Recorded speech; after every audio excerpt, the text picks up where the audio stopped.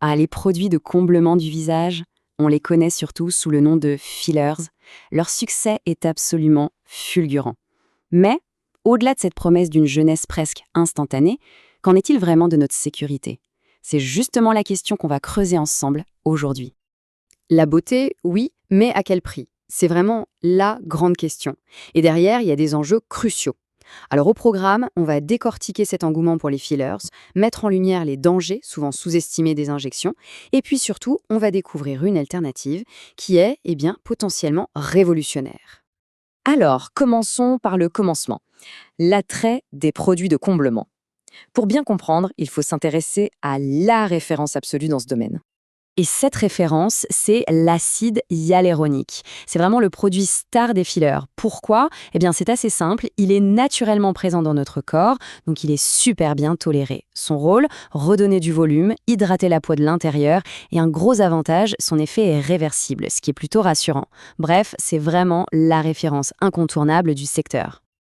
Ok, donc le produit en lui-même est super efficace. On est d'accord.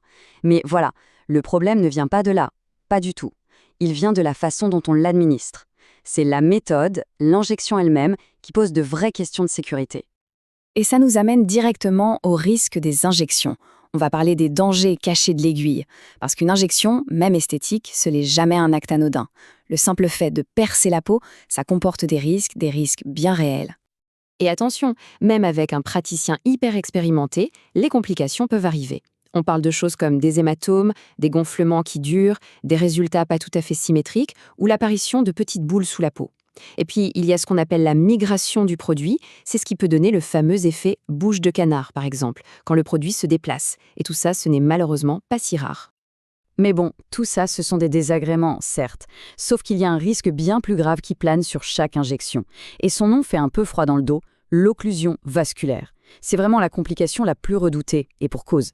Ses conséquences peuvent être absolument dramatiques. Alors, qu'est-ce que c'est une occlusion vasculaire? Imaginez un instant. Le produit de comblement est injecté par erreur dans un vaisseau sanguin. Il va agir comme un bouchon, un caillot qui bloque complètement la circulation. Résultat, le sang ne passe plus et les tissus autour ne reçoivent plus d'oxygène. C'est le début d'un engrenage qui peut être dévastateur. Et les conséquences, elles sont vraiment terrifiantes. On parle de nécrose des tissus, c'est-à-dire la mort des cellules de la peau, ce qui peut laisser des cicatrices à vie. Et dans les cas les plus graves, ça peut même entraîner des troubles de la vision, parfois irréversibles. On comprend tout de suite pourquoi trouver des alternatives plus sûres est devenu une priorité absolue. Ok, mais alors pourquoi est-ce que ces problèmes arrivent? D'où ça vient, au fond? Essayons d'identifier la cause profonde. Le problème de fond avec l'injection, c'est que c'est un acte invasif. Tout, absolument tout, repose sur la précision du praticien. Sa connaissance de l'anatomie du visage, l'angle de l'aiguille, la profondeur, la quantité de produits injectés. La moindre erreur, même minuscule, peut avoir de grosses conséquences. La marge d'erreur est vraiment infime. Et à ça, il faut ajouter d'autres facteurs qui n'arrangent rien. Il y a la tendance à la surutilisation, à en vouloir toujours plus, la recherche d'un idéal esthétique qui n'est pas toujours très naturel, et puis, soyons honnêtes, la multiplication de centres où la formation n'est pas toujours au rendez-vous, ce qui banalise un acte qui est et reste un acte médical complexe. Heureusement, et c'est la bonne nouvelle, une alternative révolutionnaire est en train d'émerger. Elle promet les mêmes résultats, mais sans les risques de l'injection. C'est une toute nouvelle approche de l'esthétique qui s'offre à nous. Et quand on compare les deux, franchement, c'est sans appel. D'un côté, on a l'injection, qui est invasive et donc risquée. De l'autre, une technologie d'absorption par la peau, complètement non invasive. Le plus gros avantage, et c'est énorme, le risque d'occlusion vasculaire est tout simplement éliminé, zéro. Et en plus, les suites comme les bleus ou les gonflements sont bien plus légères. Alors, comment ça marche ce truc sans aiguille? C'est assez génial et finalement très simple. D'abord, un appareil applique une pression très contrôlée sur la peau. Cette pression va ouvrir de façon temporaire des micro-canaux dans l'épiderme.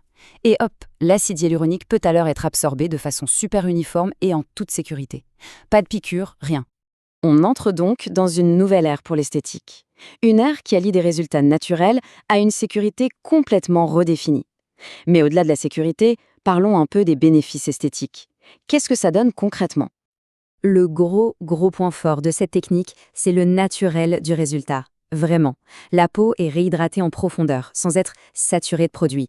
Les lèvres ou les contours peuvent être rehaussés, mais tout en subtilité. Les ridules sont adoucies, et le point le plus important peut-être, le visage garde toute son expression. On dit adieu à l'effet figé que tout le monde redoute.